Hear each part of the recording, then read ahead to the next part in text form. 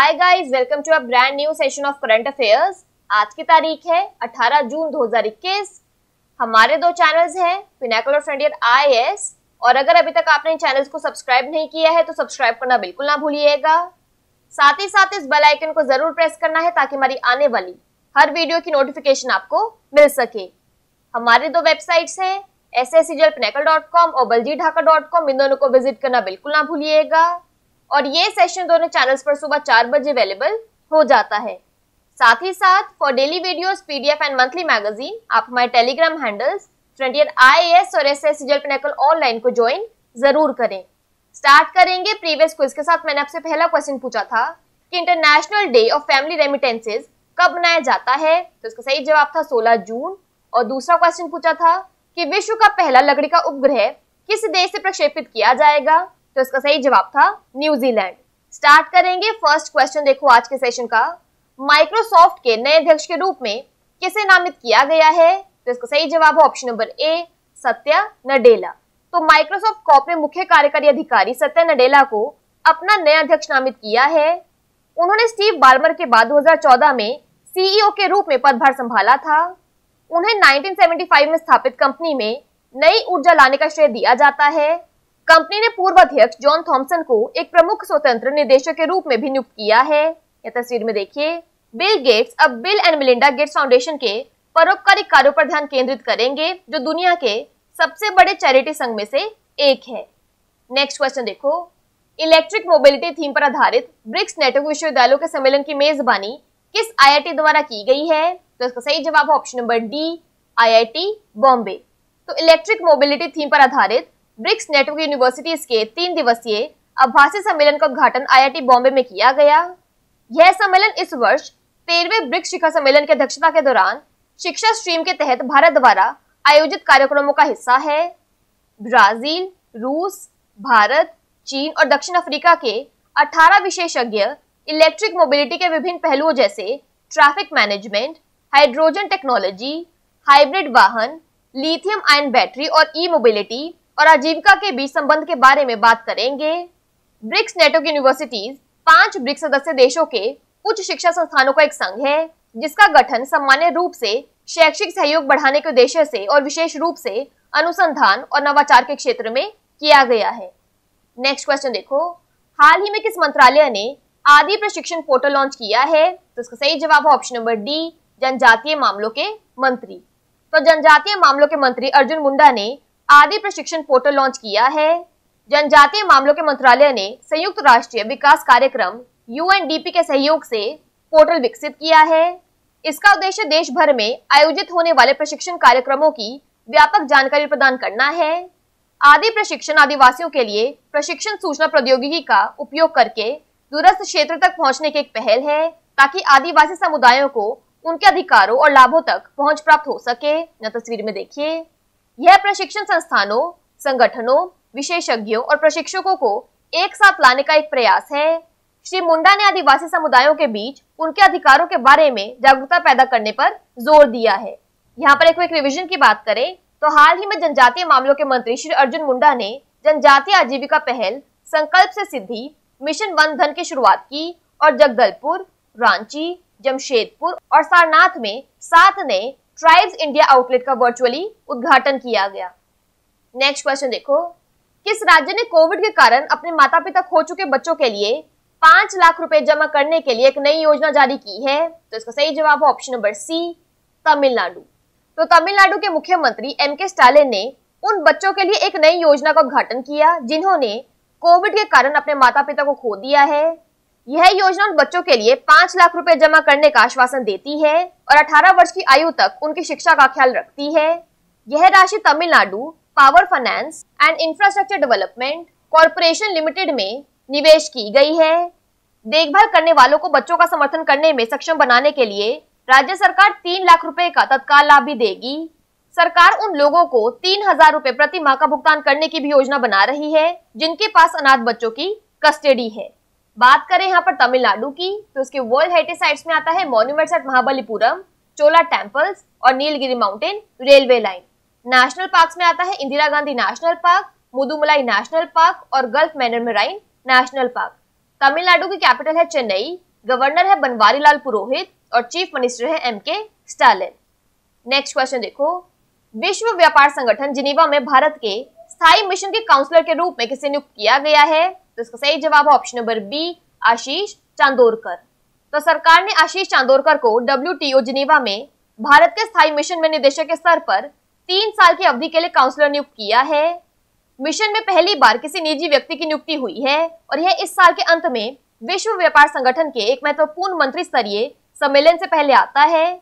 चांदोरकर बेंगलुरु स्थित नीति think tank Samahi foundation of policy and research के निर्देशक हैं।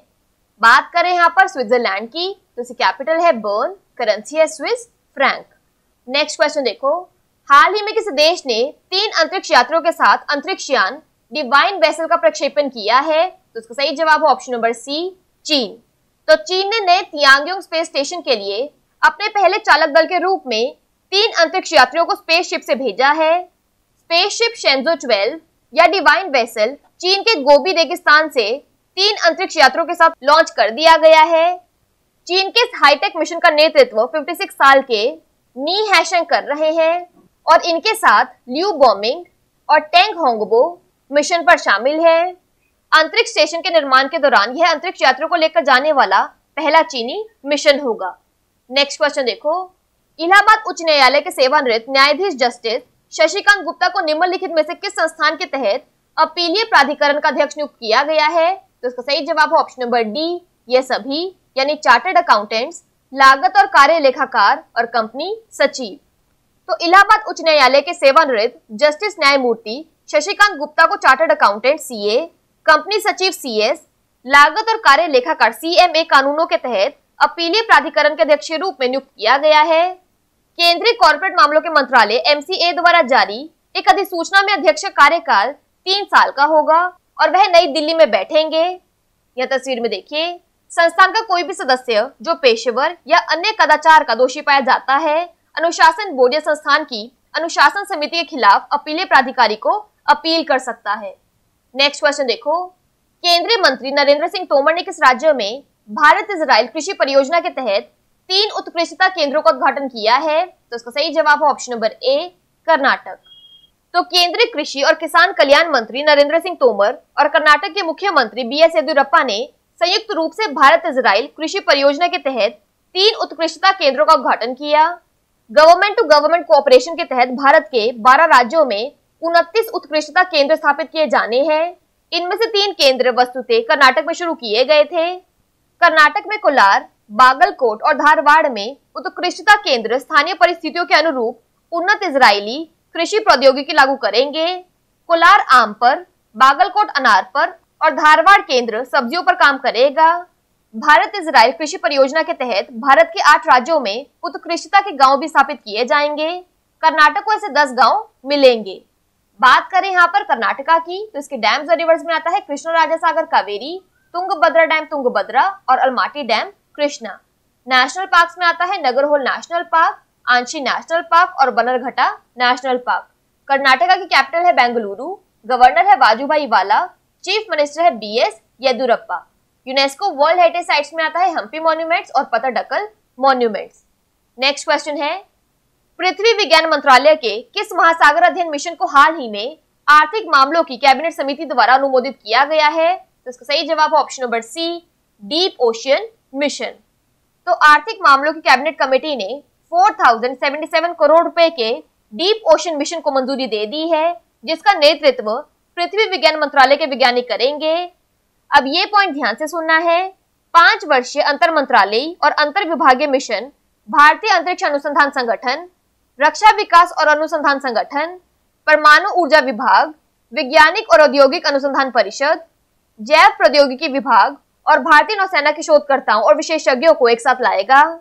यह मिशन भारत को उन शक्तिशाली राष्ट्रों में से एक बना देगा जिनके पास पहले से ही समर्पित समुद्री अध्ययन और मिशन है, जिनमें अमेरिका, जापान, फ्रांस, रूस और चीन शामिल हैं। यह मिशन भारत की ब्लू इकोनॉमी पहलों को भी गति प्रदान करता है, जिनकी योजना 2020 से 2030 तक है। नेक्स्ट क्वेश्चन देखो, cellular operators association of India के अध्यक्ष के रूप में किसे चुना गया है? तो इसका सही जवाब है option number C, Ajay Puri. तो भारती एयरटेल के मुख्य परिचालन अधिकारी अजय पुरी को 2021-22 के लिए cellular operators association of India के अध्यक्ष के रूप में फिर से चुना गया है। रिलायंस जियो इन्फोकॉम के अध्यक्ष प्रमोद कुमार मित्तल एसोसिएशन के उपाध्यक्ष के रूप में बने रहेंगे। Cellular operators association of India एक भारतीय गैर सरकारी व्यापार संघ और वकालत समूह है जो मुख्य रूप से दूरसंचार उद्योग पर केंद्रित है। इसका गठन 1995 में एक पंजीकृत गैर सरकारी सोसाइटी के रूप में किया गया था। बात कर लेते हैं आज के सेशन की क्विक समरी की। तो माइक्रोसॉफ्ट के न्यू चेयरमैन बने हैं Satya Nadella. BRICS network universities conference को आईआईटी बॉम्बे ने होस्ट किया। Adi Prashikshan portal tribal affairs minister ने लॉन्च किया है। कोविड के कारण अपने माता पिता खो चुके बच्चों के लिए तमिलनाडु ने 5 लाख रुपए डिपॉजिट की स्कीम शुरू की है। आशीष चंदौरकर WTO के इंडिया परमानेंट मिशन के काउंसलर नियुक्त किए गए हैं। चाइना ने 3 एस्ट्रोनॉट्स के साथ डिवाइन वेसल लॉन्च किया। जस्टिस शशिकांत गुप्ता को चार्टर्ड अकाउंटेंट्स, कंपनी सेक्रेटरीज और कॉस्ट एंड वर्क अकाउंटेंट्स के एपिलेट अथॉरिटी का चेयरपर्सन नियुक्त किया गया है।